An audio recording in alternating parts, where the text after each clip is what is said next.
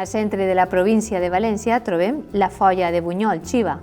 La capital comarcal, Bunyol, a 40 quilòmetres de la ciutat de València, compta amb vora 10.000 habitants.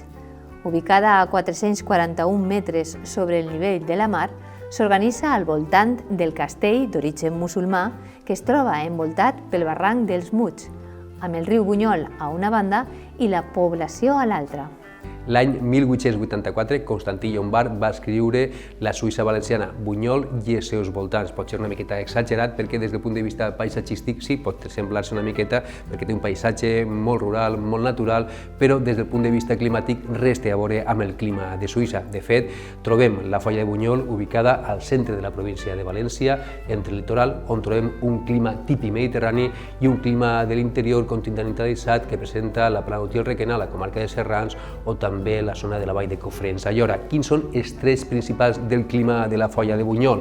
Trobem una temperatura mitjana de 15,14 graus, un parell de graus inferiors a les temperatures que trobem a la franja costanera, per exemple a la ciutat de València. La precipitació mitjana és de 430 litres per metre quadrat. Agost és el mes més càlid, amb 24 graus de mitjana, i el mes més fred és el mes de gener, amb 8,3 graus de mitjana. La Foia de Bunyol és un enclau de gran atractiu per al turisme rural i natural, envoltat de natura per totes bandes, per fonts, llacs, cascades i coves, destacant la Cueva de les Palomes al terme municipal de Iàtova i la Cueva del Turche al terme de Bunyol. Els aficionats al senderisme gaudiran de rutes com les del Barranco de Carcalín o la Ruta de l'Agua. L'origen de la ciutat de Bunyol es troba en el seu castell d'origen àrab. La fortalesa està situada a la part alta de l'antiga vila i es divideix en dues parts, una al nord i una altra al sud, separades per un gran i profund fossat que originalment tenia ponts llevadissos. La part nord és la més antiga, en la qual destaca una torre emmerletada que defensa l'entrada. Passada la torre es troba un nucli d'habitatges envoltats per dos carrers que porten a la zona sud de la fortalesa. Allà en rep una torre i un pont, abans llevadís. A l'interior de les seues muralles trobem xicotets habitatges enganxats a l'interior dels murs i una ermita. El castell de Bunyol va ser pres per Jaume I durant la conquesta i cedit a Rodrigo Linaza en 1238. El mateix rei, en Jaume, es va allotjar allà en diverses ocasions.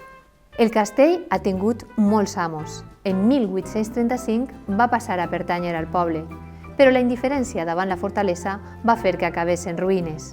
En els últims anys, les actuacions de conservació i rehabilitació coordinades per l'Ajuntament han tornat a fer del castell de Bunyol un lloc emblemàtic de la població, punt de trobada d'artistes i artesans que exposen les seues obres.